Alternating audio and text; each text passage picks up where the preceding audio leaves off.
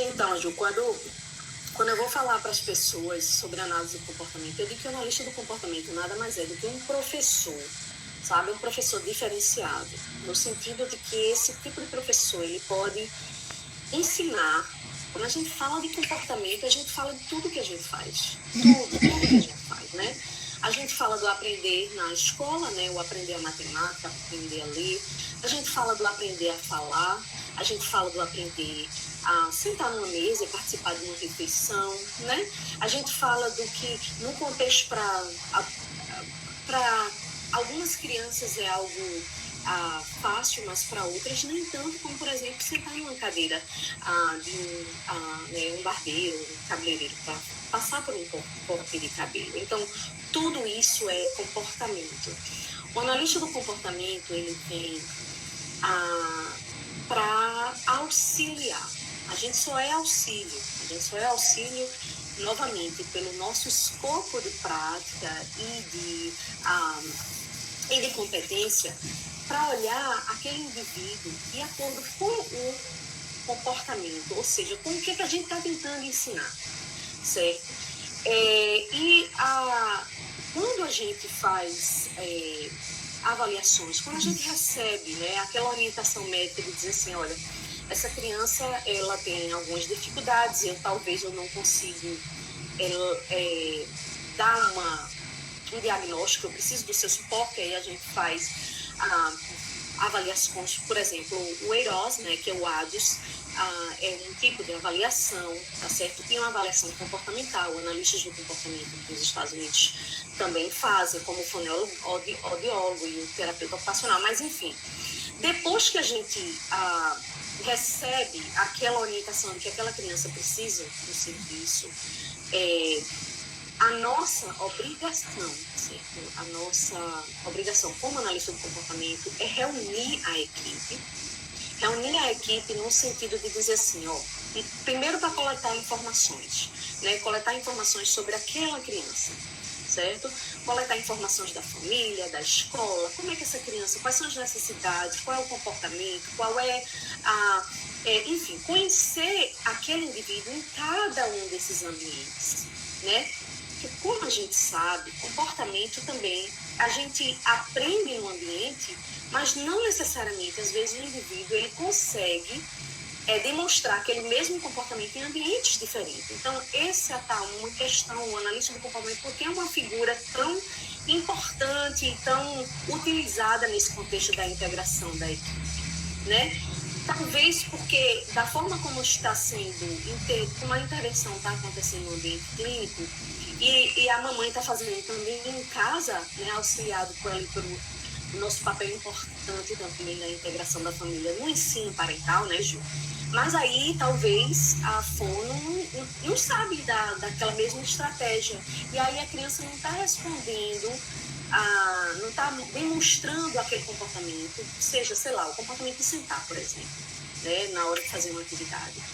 A criança não responde na escola. E aí o analista do comportamento vem para orientar, para auxiliar nesse sentido de dizer assim, a gente faz assim, Regiane em casa, mamãe, papai em casa também, e está demonstrando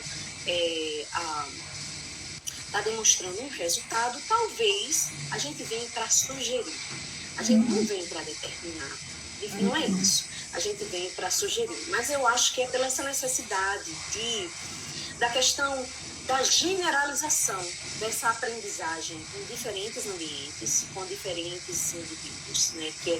E a manutenção também disso, né? Que também é importante para essas crianças, é a manutenção do que eles aprendem. Então, assim, a análise do comportamento, talvez ela seja importante nisso, talvez não, ela é importante, por isso, entendeu? Pelo que a ciência, pelo que a ciência demonstra, né? De resultados, quando há essa integração, né? É por isso que muitas vezes, né, Ju, quando a gente determina os nossos objetivos, para a gente saber que aquela criança atingiu aquele critério ali, seja o que a gente está querendo ensinar, sei lá, vamos dizer que seja brincar, o brincar. A gente, às vezes, a criança consegue responder com um brinquedo.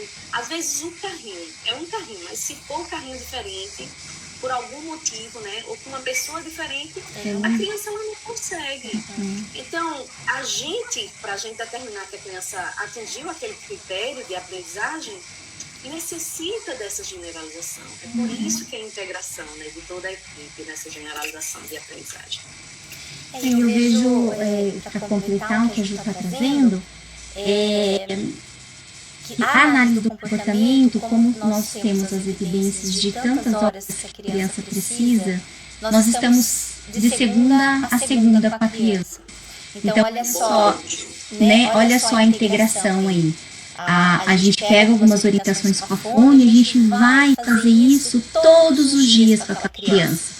Por isso que a análise do comportamento está sendo tão pedida, né? Primeiro pelas evidências, pelos estudos, esse que acabou sendo o tratamento específico para o autista, que não é só para criança com autismo. A gente vê que para criança autista não é só isso, a análise do comportamento, mas a gente vê justamente para, com essas horas, e podermos estar no parque. Então, a fono, às vezes, ela só tem 3 horas, a integração também só 3 horas, nós temos 20, 30, 40 horas. Então, a gente vai estar com essa criança fazendo muita generalização e manutenção. É no parque, é na casa, é na avó, é numa festa, é onde for preciso. E, é claro, respeitando a pandemia, nós estamos com algumas limitações. No entanto, nós temos muita prática com o treino parental. Então, online a gente consegue passar essa ideia para os pais estarem fazendo, com essa disponibilidade que a família, a gente precisa dela também, né? Então, eu vejo que a análise do comportamento, ela tá aí para isso.